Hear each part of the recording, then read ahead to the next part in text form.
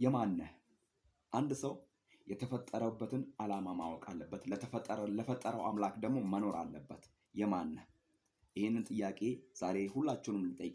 እናንተ የሰው ልጆች የሆናችሁ፣ እናንተ በምድር ላይ ያላችሁ፣ እናንተ እግዚአብሔር የፈጠራችሁ፣ እናንተ የእግዚአብሔርን ታላቅነት፣ የእግዚአብሔርን ቸርነት፣ የእግዚአብሔርን በጎነትና የእግዚአብሔርን መልካምነት የቀመሳችሁ፣ በሕይወታችሁ በኑሯችሁ የእግዚአብሔርን ታላቅነት የምታውቁ ያጣጣማችሁ የማን ናችሁ? ስለዚህ በጎቼ ድምፄን ይሰሙታል። ከአውሬው ድምፅ ይልቅ የአምላካቸውን ድምፅ ይሰማሉ። ከጠላት ድምፅ ይልቅ የጌታቸውን ድምፅ ይሰማሉ። ማን? በጎቹ። ጌታ ኢየሱስ ክርስቶስ ነው ይህንን ቃል የተናገረው። ስለዚህ እናንተ የማን ናችሁ? የእግዚአብሔር ልጆች ናችሁ? ስለ እግዚአብሔር ታላቅነት ትናገራላችሁ? ወይም የሰይጣን ልጆች ናችሁ? ስለ ሰይጣን ግዝፈት ትናገራላችሁ? የሆነ የሚወርሳችሁ ነገር ሊኖር ይገባል። የእግዚአብሔር ልጆች ከሆናችሁ እግዚአብሔር ነው የሚወርሳችሁ። በተቃራኒው ደግሞ እግዚአብሔርን ከካዳችሁ ደግሞ ሰይጣን ነው የሚወርሳችሁ። ስለዚህ በምድር ላይ ስንኖር የሰው መንግስት አለ፣ የእግዚአብሔር መንግስት አለ፣ የሰይጣን መንግስት አለ። ከሁሉም በላይ የበለጠው ግን የእግዚአብሔር መንግስት ነው። የእግዚአብሔር መንግስት ደግሞ ሉዓላዊ ነው። የእግዚአብሔር መንግስት ኃያል ነው። የእግዚአብሔር መንግስት ከሁሉም መንግስት የበረታና የጸና መንግስት ነው። ምክንያቱም ሌላው መንግስታት ሌላው በኢየሱስ ክርስቶስም በጊዜ ሂደት ይሻራል፣ ይሄዳል፣ ያልፋል፣ ይሞታል፣ ይጠፋል። ነገር ግን ይሄ የማይጠፋ የሆነው የእግዚአብሔር መንግስት ነው። ስለዚህ እናንተ የማን ናችሁ? በኢየሱስ ክርስቶስ የእግዚአብሔር ልጆች ደግሞ ፍሬያቸው ደግሞ ያስታውቃል። የእግዚአብሔር ልጆች በኢየሱስ መልካምን ይናገራሉ። የእግዚአብሔር ልጆች አይዘፉም። የእግዚአብሔር ልጆች አይሰክሩም። የእግዚአብሔር ልጆች እግዚአብሔርን አይበድሉም። የእግዚአብሔር ልጆች ለጠላቶቻቸው በኢየሱስ ወዳጅ ናቸው። የእግዚአብሔር ልጆች ጠላቶቻቸውን ይወዳሉ። የእግዚአብሔር ልጆች የእግዚአብሔር ልብ ደስ የሚያሰኘውን ነገር ያደርጋሉ።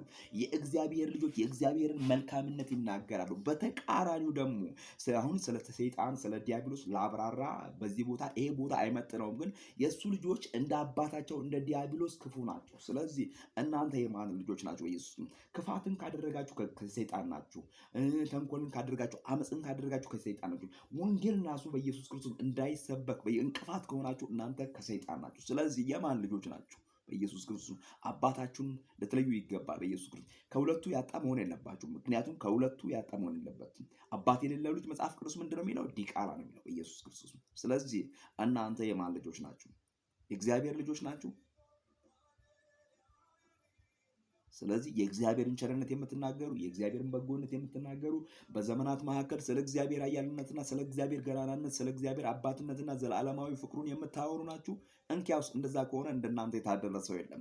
ስለዚህ እንዲህ በሉ በኢየሱስ የእግዚአብሔር ልጆች ከሆናችሁ በዘመናት መካከል ተናገሩ። በኢየሱስ ታላቅነቱን ተናገሩ፣ ኃያልነቱን ተናገሩ፣ ገናናነቱን ተናገሩ፣ አባትነቱን አምላክነቱን ተናገሩ።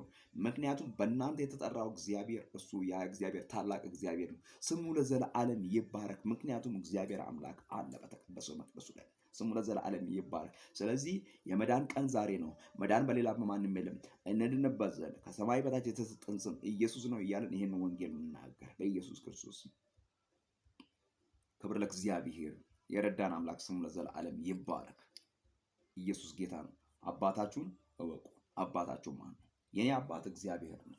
የኔ አባት ሰማይና ምድርን የፈጠረ ከሁሉም በላይ የሆነ የሁሉ ገዢ፣ የፍጥረታት ገዢ፣ የምስራቁ፣ የምዕራቡ፣ የሰሜኑ፣ የደቡቡ፣ የአፍሪካው፣ የአውሮፓው፣ የዓለም ሁሉ ገዢ አልፋና ኦሜጋ ያለና የነበረ እርሱ እግዚአብሔር የኔ አምላክ ይባላል። የእናንተ አምላክ ማን ነው? ጥያቄውን ለእናንተ ትቻለሁ።